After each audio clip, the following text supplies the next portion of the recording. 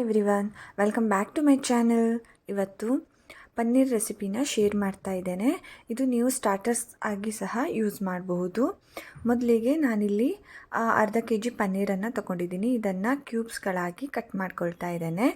ಈ ರೀತಿ ಸ್ವಲ್ಪ ದೊಡ್ಡ ದೊಡ್ಡ ಪೀಸ್ಗಳನ್ನೇ ಇಡಿ, ತುಂಬ ಚಿಕ್ಕದಾಗಿ ಮಾಡೋದಕ್ಕೆ ಹೋಗಬೇಡಿ. ನೋಡಿ, ಈ ಥರ ಕ್ಯೂಬ್ಸ್ ಮಾಡ್ಕೊಳ್ಳಿ.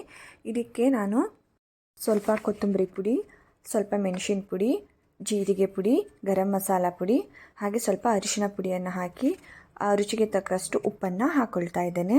ಉಪ್ಪು ಹಾಕಿದ ಮೇಲೆ ಸ್ವಲ್ಪ ಕೊತ್ತಂಬರಿ ಸೊಪ್ಪನ್ನು ಹಾಕಿ, ಹಾಗೆ 1 ಚಮಚ ನೀವು ಇಲ್ಲಿ ಎಣ್ಣೆಯನ್ನು ಹಾಕ್ಕೊಂಡು ಇದನ್ನು ಚೆನ್ನಾಗಿ ಮಿಕ್ಸ್ ಮಾಡ್ಕೊಳ್ಬೇಕು.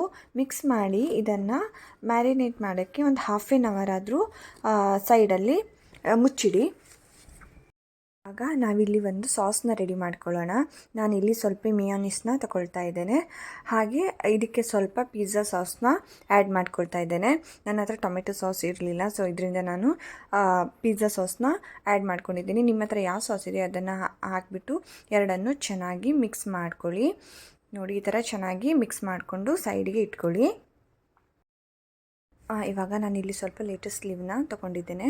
ಇದನ್ನು ಕ್ಲೀನ್ ಮಾಡಿ ಚೆನ್ನಾಗಿ ವಾಶ್ ಮಾಡಿಕೊಂಡು ಸೈಡಿಗೆ ಇಟ್ಕೊಳ್ತಾ ಇದ್ದೇನೆ. ಇದರಲ್ಲಿ ಸ್ವಲ್ಪ ಮಣ್ಣೆಲ್ಲ ತಾಗಿರುತ್ತೆ, ಸೊ ಅದರಿಂದ ನೀರಿಗೆ ಹಾಕಿಬಿಟ್ಟು ಚೆನ್ನಾಗಿ ನೋಡಿಕೊಂಡು ವಾಶ್ ಮಾಡ್ಕೊಳ್ಳಿ. ಆಗ ಇಲ್ಲಿ ಒಂದು ಹಾಫ್ ಆನ್ ಅವರ್ ಆಗಿದೆ.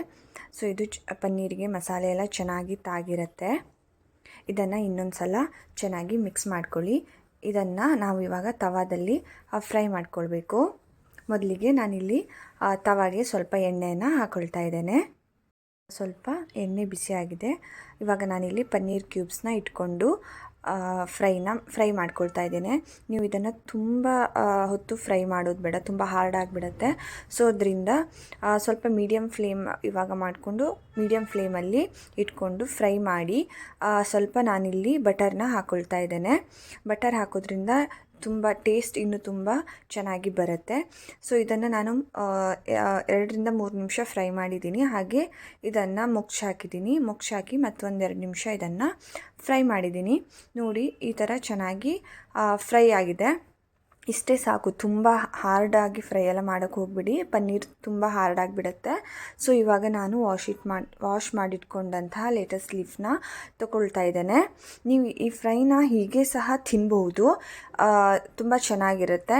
ಇಲ್ಲ ಈ ಥರ ಮಾಡ್ಕೊಂಡು ತಿನ್ನಬೇಕು ಅಂತ ಏನಾದರೂ ಅನಿಸಿದರೆ ಈ ಥರನೂ ಮಾಡಿಕೊಂಡ್ರೂ ಚೆನ್ನಾಗಿರುತ್ತೆ. ನಾನಿಲ್ಲಿ ಆ ಲೀಫ್ ಮೇಲೆ ಒಂದು ಪನ್ನೀರ್ ಪೀಸ್ನ ಇಟ್ಕೊಳ್ತಾ ಇದ್ದೇನೆ. ಅದ್ರ ಮೇಲೆ ಸ್ವಲ್ಪ ಈರುಳ್ಳಿನ ಹಾಕ್ಕೊಳ್ತಾ ಇದ್ದೇನೆ.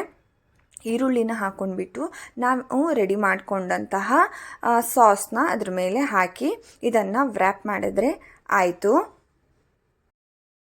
ಈ ಥರ ನಿಧಾನವಾಗಿ ವ್ರ್ಯಾಪ್ ಮಾಡ್ಕೊಳ್ಳಿ.